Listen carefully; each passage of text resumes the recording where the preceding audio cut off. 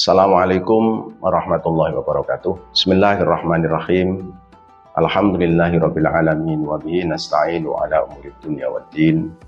Shalatu wassalamu ala asyrafil anbiya'i wal mursalin sayyidina wa maulana wa habibina wa syafi'ina Muhammadin wa ala alihi wa ashabihi ajma'in.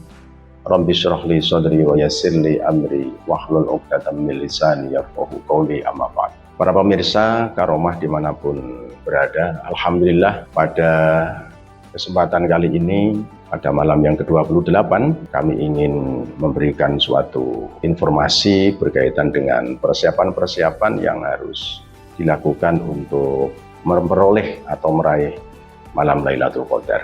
Hadirin yang dirahmati Allah, ketika kita mendengar kalimat malam Lailatul Qadar, kita sudah membayangkan betapa luar biasanya malam itu. Al-Quran menjelaskan, hadis Rasulullah SAW juga menerangkan bahwa malam yang luar biasa itu tentunya menjadi motivasi bagi seluruh umat muslim di dunia. Mereka mempersiapkan dengan berbagai hal, ibadah-ibadah, membaca Al-Quran, berzikir, iktikaf di masjid, dan lain sebagainya. Maka sebenarnya ini adalah suatu hal yang harus kita persiapkan jauh hari sebelumnya. Kita sebelum masuk pada bulan Ramadan, sebenarnya sudah dipersiapkan oleh Rasulullah sejak bulan Rajab. Bulan Rajab kita sudah dipersiapkan, kemudian Sya'ban barulah masuk pada bulan Ramadan.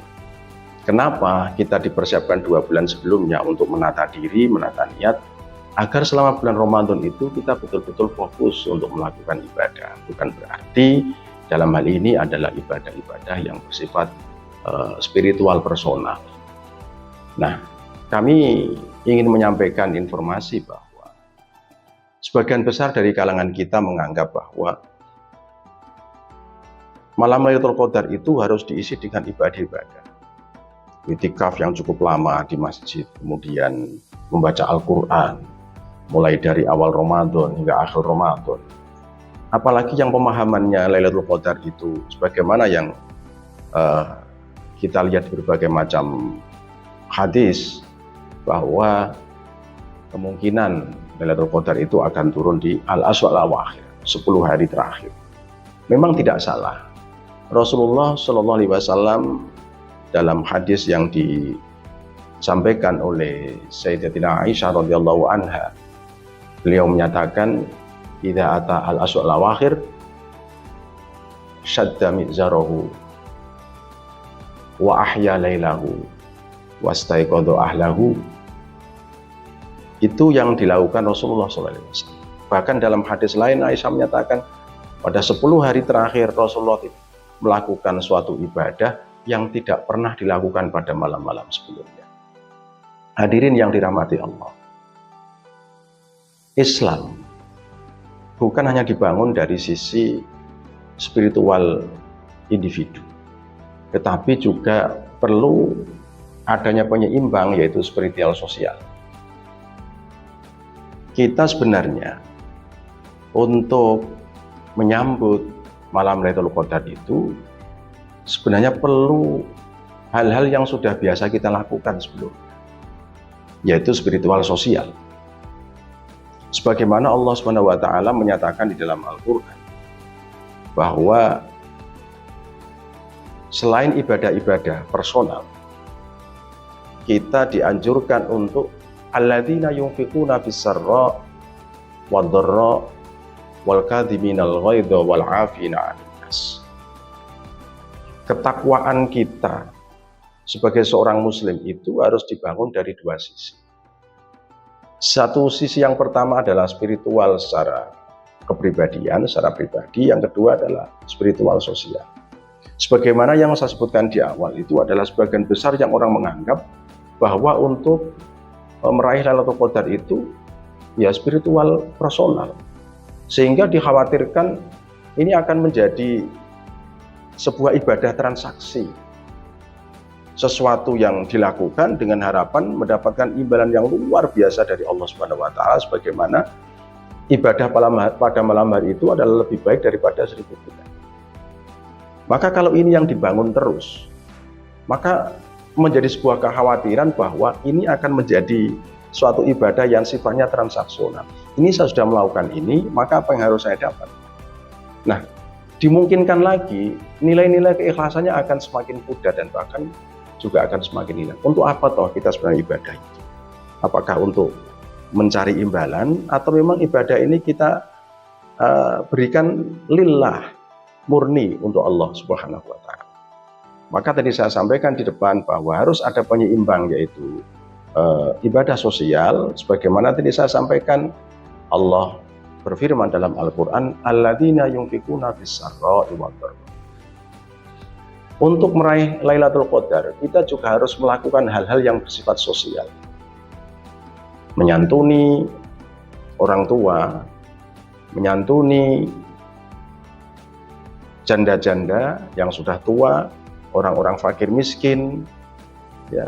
Apakah malam hari itu atau selama bulan Ramadan itu kita memiliki banyak harta atau tidak, kita harus lakukan itu. Alladzina yunfikuna fis-sarra'i wad-dharra, dalam keadaan lapang maupun dalam keadaan sempit. Kemudian wal kadhiminal ghaidha, bagaimana untuk menghadapi Lailatul Qadar itu kita harus betul-betul mampu menjaga hati kita, mampu menahan emosi kita, mampu menahan amarah kita. Dengan cara apa? Dengan cara mengikhlaskan, dengan cara menghapus luka, dengan cara memaafkan semua orang yang pernah melakukan kesalahan terhadap diri kita. Kita lepaskan semuanya. Jangan sampai ini menjadikan beban dalam ibadah kita di bulan Ramadan, lebih-lebih dalam rangka untuk meraih malam Lailatul Qadar. Nah, kemudian yang ketiga, wal 'afina 'anil nas. Bagaimana kita kemudian bisa memperbaiki hubungan, bukan hanya memaafkan tetapi memperbaiki hubungan dengan orang-orang yang pernah berselisih paham dengan kita, sehingga Lailatul Qadar yang kita harapkan kita akan mendapatinya itu dari dua sisi, spiritual personal dan spiritual sosial. Sebagaimana dalam sebuah syair dinyatakan, wa'ashir bima'rufin wasamih manitada walakin billati hiya ahsan. Wa'ashir bima'rufin, maka bergaulah dengan baik, wasamih manitada, dan lupakan kesalahan-kesalahan, khilaf-khilaf yang pernah ada. Wa farik walakin billati hiya ahsan, kalau memang kita tidak mampu untuk tetap berinteraksi secara sosial dengan mereka yang pernah melakukan kesalahan terhadap kita, wasamih manitada, maka mari kitalah berpisah secara baik-baik, atau tidak perlu kita mengungkit-ungkit kesalahan orang tersebut, sehingga dengan harapan Lailatul Qadar ini betul-betul kita persiapkan dengan baik dan dapat kita raih dengan baik, dan tentu kita mampu mempertahankan kebaikan-kebaikan ini di luar Ramadan. Maka untuk itu, para pemirsa yang dirahmati Allah, semoga di bulan Ramadan ini sederhana saja kita mendapatkan rahmat dari Allah, kita mendapatkan ampunan dari Allah, dan kita mendapatkan sesuatu yang sangat diidamkan oleh setiap muslim, yaitu al-itqun atau al-itqu atau itqun minan nar. Kita akan diselamatkan oleh Allah dari panasnya api neraka. Saya kira itu hal-hal yang sebaiknya perlu dipahami, bahwa sekali lagi perlu adanya dua sisi yang harus kita lakukan dalam sebuah ibadah itu, yaitu satu, ibadah spiritual yang bersifat personal, yang kedua ibadah yang bersifat sosial yang berkaitan dengan banyak orang. Karena memang dari situlah Islam sebenarnya dibangun. Saya kira itu, kurang lebihnya mohon maaf. Selamat berbuka untuk seluruh para pemirsa, khususnya warga Karomah dimanapun berada. Wallahu yuwaffiquna fima yuhibbu wa yarda. Assalamualaikum warahmatullahi wabarakatuh.